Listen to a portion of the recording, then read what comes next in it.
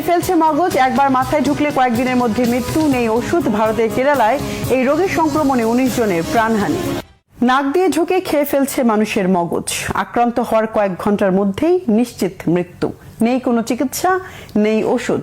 সম্প্রতি ভারতের কেরালায় এমনই এক মগজ খেকো অ্যামিবার সংক্রমণে মৃত্যু হয়েছে 19 জনের। চিকিৎসকরা বলছেন এই রোগে আক্রান্ত হলে মৃত্যুর ঝুঁকি 97 ভাগেরও বেশি। কি এই রোগ, কোথা থেকে কিভাবে মানুষের মাথায় প্রবেশ করে এটি? এই বিশ্ব কি আরও একটি মহামারীর দিকে এগিয়ে যাচ্ছে? কোনো চিকিৎসা না থাকায় কিভাবে এর থেকে রক্ষা পাবে মানুষ? ডেস্ক রিপোর্টে জানাচ্ছেন ইমরান মাহমুদ। এক নতুন আতঙ্ক ছড়িয়েছে ভারতে। এক বিশেষ ধরনের অ্যামিবা মানুষের মস্তিষ্কে প্রবেশ করে খেয়ে ফেলছে মগজ। ভারতের কেরালায় এই ব্রেইন ইটিং অ্যামিবা সংক্রমণের ঘটনায় জনমনে তীব্র ভীতি দেখা দিয়েছে। টাইমস অফ ইন্ডিয়ার একটি প্রতিবেদনে বলা হয়েছে অন্তত 19 জনের মৃত্যু ঘটেছে এই বিরল ও ভয়াবহ রোগে। বিবিসিতে প্রকাশিত খবরে আরও জানানো হয় আক্রান্তদের অধিকাংশই শিশু ও তরুণ প্রজন্মের। আর সবচেয়ে ভয়াবহ বিষয় হচ্ছে এই রোগে আক্রান্ত হলে রয়েছে নিশ্চিত মৃত্যুর আশঙ্কা, এমনটাই জানিয়েছেন চিকিৎসকরা। তাহলে কি বিশ্ব আবারও যাচ্ছে আরও একটি মহামারীর দিকে? রোগটির বৈজ্ঞানিক নাম প্রাইমারি অ্যামিবিক মেনিনগোএনসেফালাইটিস বা PAM। এটি মূলত এক বিশেষ ধরনের অণুজীব অ্যামিবার মাধ্যমে ছড়ায়। সাধারণত উষ্ণ ও দূষিত পানিতে এদের বসবাস। এনডিটিভির এক প্রতিবেদনে বলা হয়েছে এই অণুজীব শরীরে প্রবেশ করে নাকের মাধ্যমে এবং সরাসরি চলে যায় মস্তিষ্কে। একবার মস্তিষ্কে প্রবেশ করলে সেটি ধীরে ধীরে মস্তিষ্ক নষ্ট করতে থাকে। চিকিৎসকরা বলছেন এ কারণেই একে ব্রেইন ইটিং অ্যামিবা বলা হয়। ক্লিভল্যান্ড ক্লিনিকের তথ্য অনুযায়ী এই রোগের প্রাথমিক লক্ষণ সাধারণ সর্দি জ্বর বা মেনিনজাইটিসের মতো।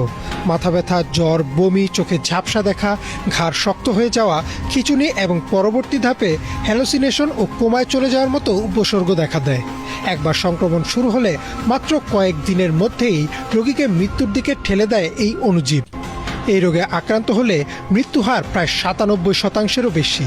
এখন পর্যন্ত নির্দিষ্ট কোনো ওষুধ বা চিকিৎসা আবিষ্কার হয়নি যা নিশ্চিতভাবে রোগীকে বাঁচাতে পারে। কিছু ক্ষেত্রে অ্যান্টিফাঙ্গাল ওষুধ এবং নতুন ধরনের পরীক্ষামূলক চিকিৎসা প্রয়োগ করা হলেও ফলাফল আশানুরূপ নয়। চিকিৎসকরা বলছেন একবার এই রোগে আক্রান্ত হলে তা প্রায় নিশ্চিত মৃত্যুর শামিল। তাই প্রতিরোধই একমাত্র পথ।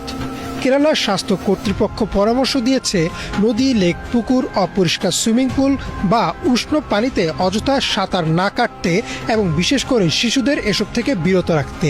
পানির ট্যাঙ্ক ও সুইমিং পুল পরিষ্কার ও জীবাণুমুক্ত রাখা খুবই জরুরি। এখন প্রশ্ন উঠেছে এটি কি পরবর্তী বৈশ্বিক মহামারী হয়ে উঠতে পারে? বিশেষজ্ঞরা বলছেন এই আশঙ্কা আপাতত খুব বেশি নয়, কারণ এই অ্যামিবা ছোঁয়াচে নয়, অর্থাৎ এক ব্যক্তি থেকে অন্য ব্যক্তিতে ছড়ায় না, শুধুমাত্র পানির মাধ্যমে নাক দিয়ে শরীরে প্রবেশ করতে পারে। তাই কোভিড-19-এর মতো বৈশ্বিক সংক্রমণ ছড়ানোর ঝুঁকি তুলনামূলকভাবে কম।